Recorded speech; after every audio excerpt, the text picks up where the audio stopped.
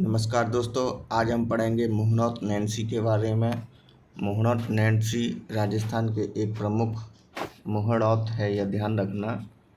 मोहनौत Nancy okay, ये वहाँ थोड़ा सा गलत लिखा हुआ है।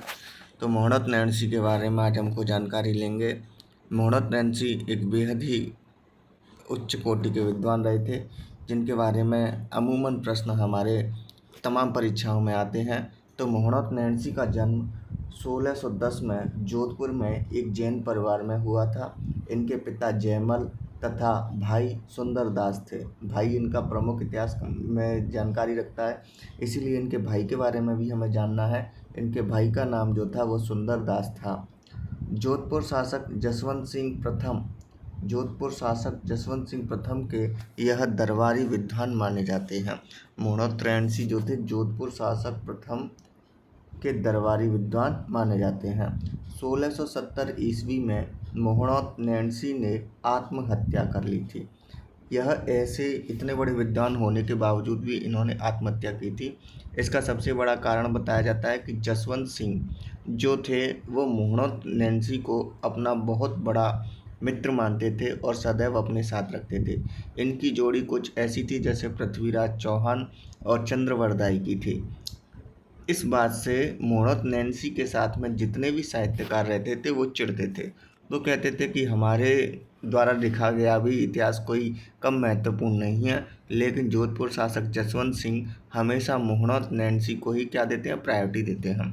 इस बात से लेकर अन्य साहित्यकारों ने इनके विरुद्ध षड्यंत्र रचा और उस षड्यंत्र के तहत जसवंत सिंह से कहा कि मोहनोत नैन्सी ने आपकी दोस्ती का फ़ायदा उठाते हुए राजकोट से लगभग 1 लाख रुपए का गबन किया है।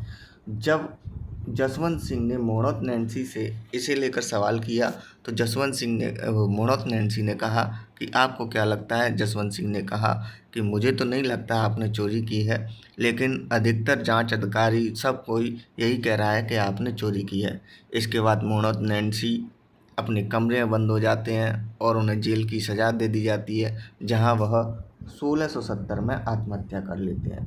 इतना बड़ा नाम, इतना बड़ा साहित्यकार का अंत एक आत्महत्या के रूप में होता है। मोहनोत नैन्सी के कुछ उपनाम भी थे, जिनमें उन्हें राजपूताना का अबुल फजल भी कहा जाता था। यह मुंशी देवी प्रसाद के द्वारा इनको संज्ञा दी गई थी। मुंशी देवी प्रसाद ने राजपूताना का अबुल फजल मोहनोत नैन्सी को कहा था। इन्हें जनगणना का अग्रज भी कहा जाता है। पहली बार न केवल राजस्थान में अपितु भारत में, बल्कि भारत में ही नहीं विश्व भर में पहली जनगणना करने वाले व्यक्ति जो थे वो मोहनोत नैन्सी थे। विश्व में पहली बार जनगणना करने वाले थे। इन्होंने लोगों की जनगणना के साथ में पशु जनगणना भी कराई थी। तो इन्हें क्या कहते हैं, जनगणना का अग्रज या जनक भी कहा जाता है मोहनोत नैन्सी को। मारवाड़ परगनारी विगत इनका एक ग्रंथ है। मारवाड़ परगनारी विगत प्रमुख ग्रंथों में इनका कौन सा, मारवाड़ परगनारी विगत। इस ग्रंथ में मारवाड़ राज्य की जनगणना आ गया व पशु गणना के आंकड़े दिए गए हैं। मारवाड़ परगनारी विगत किसने लिखी थी, तो मोहनोत नैन्सी ने लिखी थी, जिसमें मारवाड़ राज्य की जनगणना और पशु गणना के बारे में विस्तृत क्या बताया गया है, विस्तृत जानकारी दी गई है। इस ग्रंथ को राजपूताना का गजेटियर कहते हैं। सरकार द्वारा जारी पत्र जिस पर सरकार की मोहर हो उसे कहते हैं। तो राजपूताना का गजेटियर कौन से ग्रंथ को कहते हैं, तो मारवाड़ परगनारी विगत को कहते हैं, जिसके रचयिता कौन थे, मोहनोत नैन्सी। इस ग्रंथ की तुलना अबुल फजल के ग्रंथ आईने अकबरी से भी की जाती है।